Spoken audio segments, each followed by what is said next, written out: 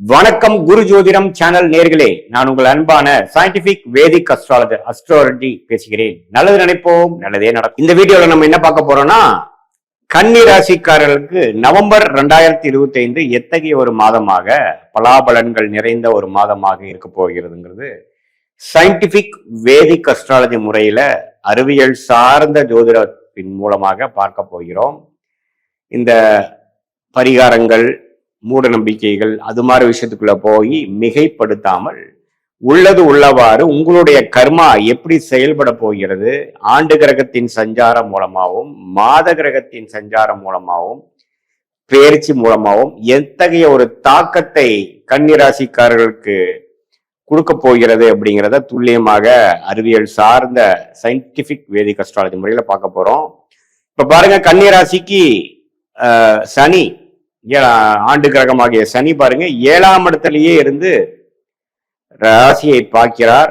கண்டகசனியாக நேர் பார்வையாக ராசியை பார்ப்பது நல்ல உத்வேகத்துடன் சுறுசுறுப்பாக செயல்படக்கூடிய ஒரு அமைப்பை கொடுக்குதுங்க. அதாவது சோர்வாய் உட்காராம நம்ம கமிட்மெண்ட் நோக்கி ஓடக்கூடிய அமைப்பிலை கொடுக்கக்கூடிய அமைப்பு தான் சனி பார்வை. இப்ப குரு பாருங்க, 10ஆம் இடத்துல இருந்த குரு வக்ர ரீதியாக அதிவக்ரம் என்று சொல்லப்படுகிற விஷயத்தில் 11ஆம் இடம் என்று சொல்லப்படுகிற கடகத்தில் உச்சம் பெற்று மாதத்தின் முதலிருந்தே இருக்கிறார். அது நல்ல ஒரு அமைப்பு. 10ஆம் இடத்துல குரு இருக்கிறதோட 11ஆம் இடத்துக்கு 3ஆம் இடம், 5ஆம் இடம் அண்ட் 7ஆம் இடம், இந்த 3 பாவத்தை பார்ப்பது சிறப்பு. அதனால ஒரு நல்ல அமைப்பு இருக்கு நவம்பர் மாதம். அதே சமயத்துல ராகு 6லும் கேது 12லும் இருப்பது சிறப்பு. சோ ராகு குருவின் பார்வையிலிருந்து விலகிறார், சனி குரு பார்வை பெறுகிறார். இது ஓரளவுக்கு நல்ல ஒரு அமைப்பு, சிறப்பான அமைப்பு இருக்கு.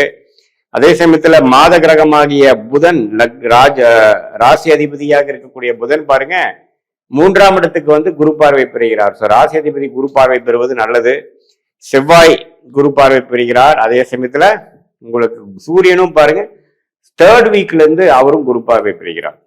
சோ ஓரளவு கூட்டி கழிச்சு பார்க்கும் பொழுது கன்னிராசிக்காரர்களுக்கு நல்ல ஒரு உத்வேகமாக செயல்படக்கூடிய அமைப்புகள், இதுவரை நீங்கள் செய்த முதலீடுகள், முயற்சிகள் கைமேல பலன் கொடுக்கக்கூடிய அமைப்பு தான். இந்த குரு 11ஆம் இடத்துக்கு லாபஸ்தானத்துக்கு வருகிறார்.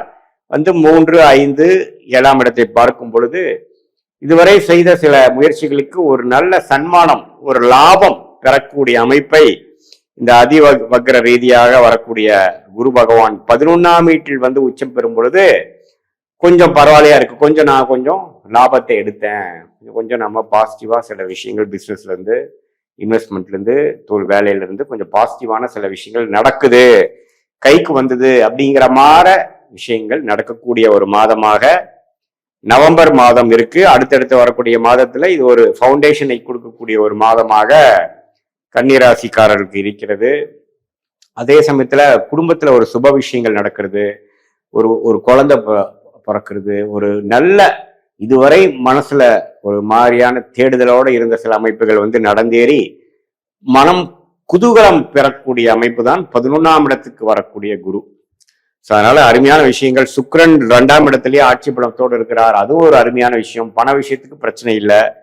ஸோ ஓவராலா பார்க்கும் பொழுது கடந்த ஒரு 6 மாதமாக சனிப்பெயர்ச்சி ஆனதுக்கு அப்புறம் அன்றாட வாழ்க்கையில உழைத்து கொண்டு ஒரு விஷயத்த சேஸ் பண்ணியே போய் கொண்டிருக்கக்கூடிய அந்த கன்னிராசிக்காரர்களுக்கு லாபம், ஒரு நிறைவு பெறக்கூடிய ஒரு அற்புதமான ஒரு மாதமாக நவம்பர் 2025 இருக்க போகிறதுங்கிறது நீங்க தெரிஞ்சுக்கணும். இது மாத கிரகத்தின் பெயர்ச்சியும் ஆண்டு கிரகத்தின் பெயர்ச்சியை வைத்து பார்க்கக்கூடிய ஒரு பொது பலன். இதுல பாருங்க, 7இல் சனி இருந்து 6இல் ராகு இருக்கிறது பாத்தீங்கன்னா சில கடனை அடைக்கக்கூடிய அமைப்பு. இதுவரை கடன் வாங்கி ஒரு சொத்து வாங்கி இருந்தோம்னா அது கொஞ்சம் அடைச்சிட்டோங்கிற மாதிரி ஒரு அமைப்பு. அதே சமயத்துல பங்குதாரர்கள், நண்பர்கள், ஃபேமிலியில சில விஷயங்கள் அப்ஸ் அண்ட் டவுன்ஸ் போகனாலும் குருவின் பார்வை பெறுவதனால கொஞ்சம் பேட்சப் பண்ணக்கூடிய அமைப்புகள். இதுவரை இருந்த அந்த கருத்து வேறுபாடுகள் நீங்கி இப்ப கொஞ்சம் நட்பு பாராட்டக்கூடிய ஒரு நல்ல அமைப்பை பெறக்கூடிய அமைப்பு இந்த குரு பார்வை கொடுக்கிறார். ஸோ ஓவராலா பார்க்கும் பொழுது ஒரு நல்ல ஒரு ஒரு காலகட்டத்துக்குள்ள நாம அடியெடுத்து வைக்கக்கூடிய ஒரு அற்புதமான ஒரு மாதமாக கன்னிராசிக்காரர்களுக்கு நவம்பர் 2025 இருக்கிறதுங்க.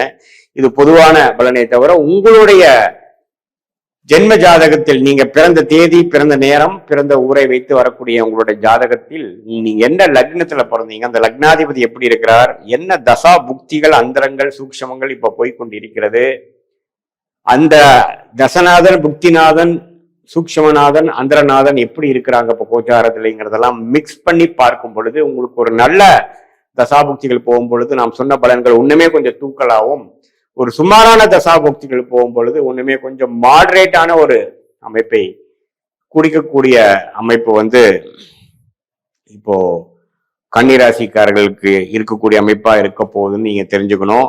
ஸோ அந்த தசாபுக்திகள் எப்படின்னு பார்க்கணும். ஸ்தான பலம் எப்படி, திக்பலம் எப்படி இருக்கு, அதோட சேர்த்து வைத்து இப்போ பேசின பொது பலனும் மிக்ஸ் பண்ணி பார்க்கும் பொழுது சயின்டிபிக் வேதிக் அஸ்ட்ராலஜி முறையில உண்மையே அடுத்த வரக்கூடிய காலகட்டங்கள் எப்படி இருக்க போகிறது, அடுத்த 3 மாதங்கள் எப்படி இருக்குது, அடுத்த 1 இயர் எப்படி இருக்கு, ஷார்ட் டேர்ம் எப்படி, லாங் டேர்ம் எப்படி, நம்மளுடைய பிராப்தங்கள் எதை நோக்கி வாழ்க்கை நகருகிறது, எது எது நமக்கு பிராப்தம் இல்லை, எது நமக்கு பிராப்தம், நம்மளுடைய டைரக்ஷன் ஆஃப் லைஃப் என்னங்கிறதெல்லாம் நாம தெரிந்து கொண்டு அதற்கு தகுந்த திட்டங்களை தீட்டி நம்ம தேவையில்லாத விஷயத்துக்குள்ள போய் பண விரயம், சமய விரயத்தை செய்யாமல் நம்மளுடைய கர்மாவின் படி நம்மளுடைய வாழ்க்கை திட்டங்களை வந்து நம்ம அதுக்கு தகுந்த மாதிரி எடுத்து நம்ம வந்து செயல்படுத்துமே ஆனால் எதிர்நீச்சல் போடாமல் எளிதில் வாழ்க்கையில் வெற்றி பெற முடியும் என்பதை நீங்க வந்து சயின்டிபிக் வேதிக் அஸ்ட்ராலஜி முறையில நம்ம எப்படி நம்மளுடைய பொது பலனும் உங்களுடைய ஜென்ம ஜாதகத்தோட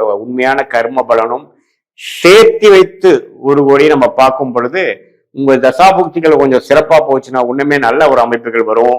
தசாபுக்திகள் சுமரா இருந்ததுன்னா வேற என்ன மாதிரி தாக்குதல் வரப்போகுது, எது மாதிரி பிரச்சனைகள் வரப்போகுதுங்கிறதெல்லாம் நாம பார்த்து அதற்கு தகுந்த மாதிரி விஷயங்கள், ஃபார் எக்ஸாம்பிள் இப்போ உங்களுக்கு திருமண விஷயங்கள் வந்து எந்த நேரத்தில் நடக்கிறது நல்லது, எப்ப நடக்கிற மாதிரி இருக்கு, வேலை வாய்ப்பு எப்போ வந்து கிடைக்குது, எந்த டைம் நல்ல வேலை வரும், எந்த டைம் மாறலாம், எந்த டைம் வந்து நமக்கு பிடிச்ச டிரான்ஸ்ஃபர் கிடைக்கும், எப்போ நம்ம வந்து ஹையர் ஸ்டடீஸ் நம்ம போகக்கூடிய அமைப்புகள் எது மாதிரி கிடைக்க போகுது, நம்ம ஹையர் ஸ்டடீஸ் பண்றோமா அல்லது வேலையிலேயே இருக்க போறோமா அல்லது வெளிநாடு போகலான்னு பாக்குறோமா அல்லது உள்நாட்டிலேயே இருக்கக்கூடிய அமைப்பா, வேலையா தொழிலா, எது நமக்கு சிறப்பை கொடுக்கக்கூடியது, இது எல்லாமே நம்மளுடைய ஜென்மஜாதத்துல வரக்கூடிய தசாபுக்திகளும் இப்ப கோச்சாரத்துல நாம பேசின அந்த சனி பயிற்சி, குரு பயிற்சி, ராகுகேது பயிற்சி, செவ்வாய், சுக்கிரன், சூரியன், புதன் போன்ற கிரகத்தின் அமைப்பை நம்ம பார்த்தோம் இல்லையா, அதெல்லாம் ஒருங்கிணைத்து சயின்டிபிக் வேதிக் அஸ்ட்ராலஜி முறையில நாம பார்க்கும் பொழுது நம்மளுடைய பலனை நல்லாவே தெரிந்து கொண்டு